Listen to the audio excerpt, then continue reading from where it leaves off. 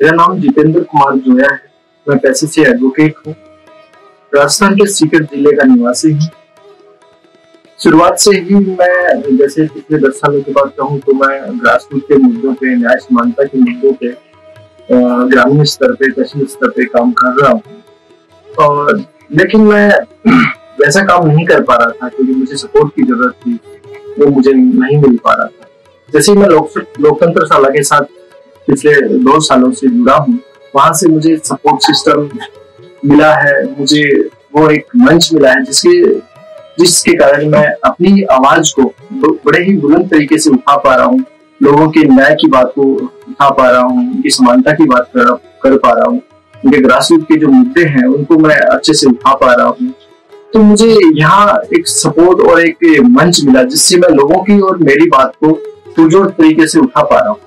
और जहां तक हम बात करते हैं कि मेरा काम किस तरीके से लोकतंत्र के संवैधानिक मूल्यों से जुड़ा हुआ है, क्योंकि न्याय, जहां हम बात करते हैं न्याय समानता की, लोगों के अधिकारों की, तो वो सारी चीजों से मेरा काम जुड़ाव रखता है।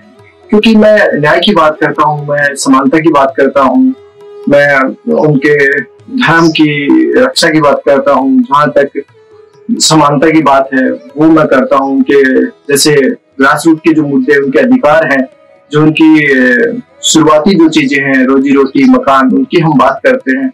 तो इन चीजों की हम बात करते हैं, इसलिए मेरा जो काम है वो लोकतंत्र के साथ जुड़ा हुआ है, संवैधानिक मूल्यों के साथ जुड़ा हुआ है। और मुझे लोकतंत्र शाला के साथ जुड़ने के बाद जो सपोर्ट और जो विश्वास मुझे मिला है, उससे मैं लोगों की बात को बड़े ही ऊपर तक पहुंचाने की कोशिश करता हूँ। हमारे जो भी राजनेता हैं उन तक हम उनकी बातों को पहुंचाने की कोशिश कर रहे हैं। जो भी मुद्दे हैं लोगों के, जो जनता के मुद्दे हैं, जन मुद्दे हैं, हम उनको उनके साथ मिलकर उठाते हैं। चाहे वो पानी की बात हो, चाहे वो शिक्षा की बात हो, चाहे उनके अधिकारों की बात हो। तो मुझे ये सपोर्ट सिस्टम मिलने के बाद एक जैसे आर्थिक दृष्टिकोण को मेरा कहूँ कि उसमें मुझे सुधार हुआ है। लोगों की बात को मैं अच्छे से उठा पा रहा हूँ और मेरा काम, मेरा कर्तव्य है एडवोकेट होने के नाते, वो भी मैं अच्छे से लोगों के न्याय की लड़ाई को अच्छे से लड़ पा रहा हूँ। तो एसएफडी का इसके लिए धन्यवाद।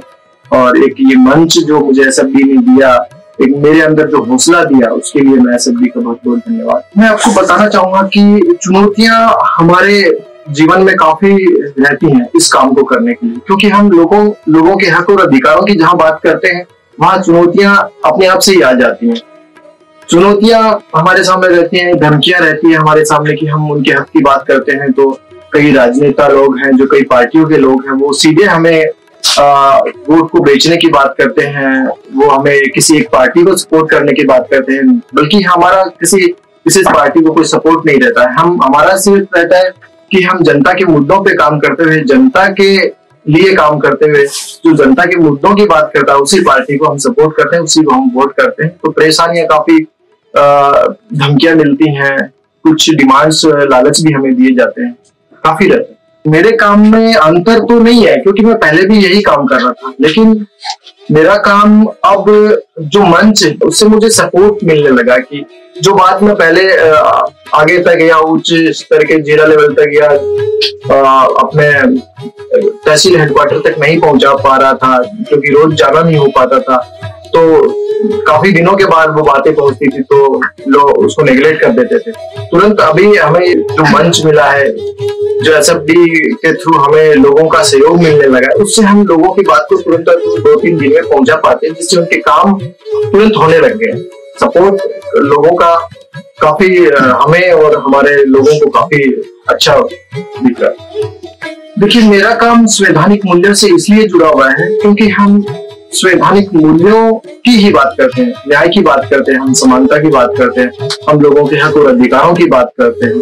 तो पहले से भी हम इसी काम को कर रहे थे और यहाँ भी एसएफडी ने भी हमें यही मंच दिया, यही मौका दिया है कि आप लोगों के हक और अधिकारों की बात करें और उनके हक और अधिकारों को दिलाने का एक बेहतर प्रयास करें।